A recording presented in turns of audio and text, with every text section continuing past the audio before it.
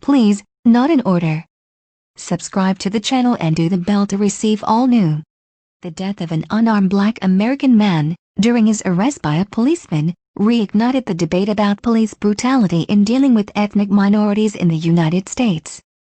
George Floyd, 46, died on the evening of May 25 in Minneapolis, the largest city in the U.S. state of Minnesota. Floyd was working as a guard at a city restaurant, and police officers stopped him while they were searching for a suspect's uncle in a fraud operation. A 10-minute videotape showed a white policeman holding Floyd to the ground, pressing one of his knees on his neck, while Floyd was chanting "I can't breathe." The incident took place on the same day as a video showing a white woman in New York summoning the police to arrest a Black man, broke out after a row over her dog. Published by the Washington Post show that 1,014 Black people were killed by the police in 2019. Several studies show that Black Americans are more likely to be police victims than other races. In a study conducted by the non-governmental organization, Mapping Police Violence, Blacks were killed 3 times by the police than whites.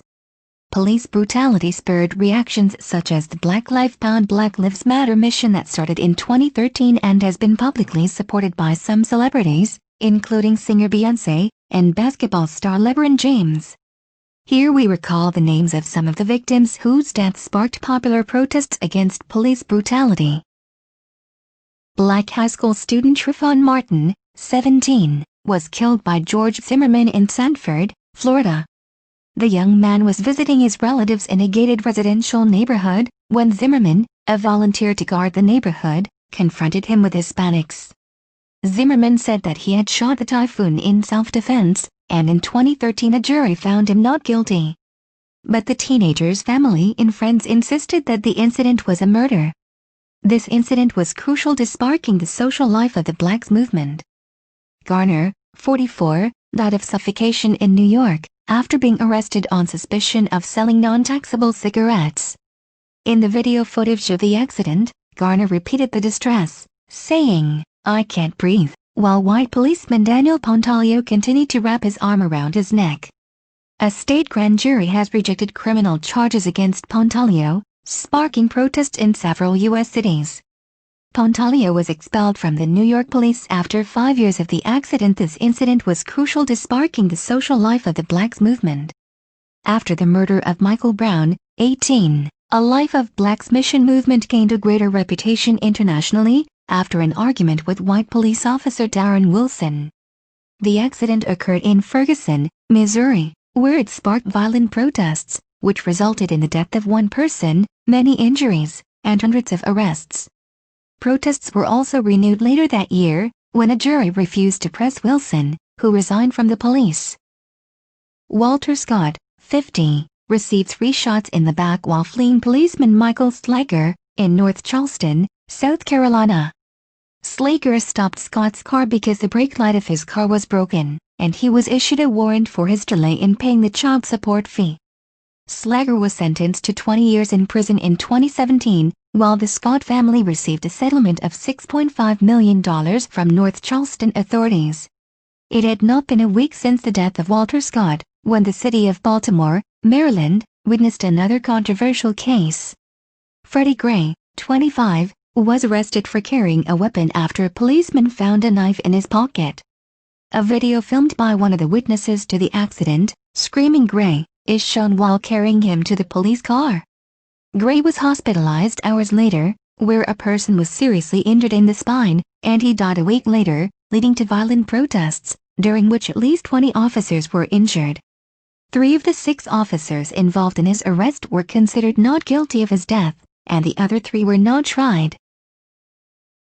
Texas State Police Officer Brian Insignia, 28-year-old Sandra Bland, was arrested for a minor traffic violation. As the policeman approached her, Bland lit a cigarette and refused to put it out. As a result, she was arrested and charged with assaulting a police officer after protesting the operation. 3 days later, she committed suicide in prison, to her anger in America. Her case contributed to the promotion of the Say Her Name Pound Say Her Name social movement, which aims to raise awareness about women victims of police brutality. Her story inspired a documentary broadcast by the American HBO network in 2018. Geronimo Yanez, a police officer, shot Villando Castle after he was asked to stop by the road in Falcon Heights, Minnesota. The victim's girlfriend broadcast the events immediately after the shooting on social media. Yanez was charged with second-degree manslaughter, and he was charged with a dangerous use of a firearm, but a jury acquitted him less than a year after the accident. John, 26, was killed in his apartment by policewoman Amber Geiger outside her official service hours. The policeman said that she had entered the accountant's apartment by mistake, thinking it was her apartment, and shot John, thinking that he had stolen. After a year of the accident, Geiger was sentenced to 10 years imprisonment. Medical student Tatiana Jefferson, 28, was shot dead in her private bedroom in Fort Worth, Dallas, by Officer Aaron Dean. Dean had been sent to her address after a neighbor told the police that Jefferson's front door was open.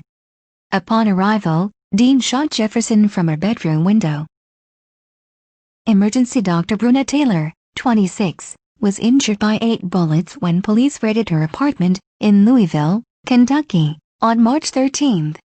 They were carrying a search warrant as part of the investigation on drug charges, but found no traces of the prohibitions in her home. The Taylor family believes that the police were not looking for neither her nor her partner, but rather a suspect with no connection to the victim, who was already detained at the time of the incident, and did not live mainly in the apartment complex itself. For its part, Louisville police said they fired in response to an officer being shot in the accident. Please, not in order. Subscribe to the channel and do the bell to receive all new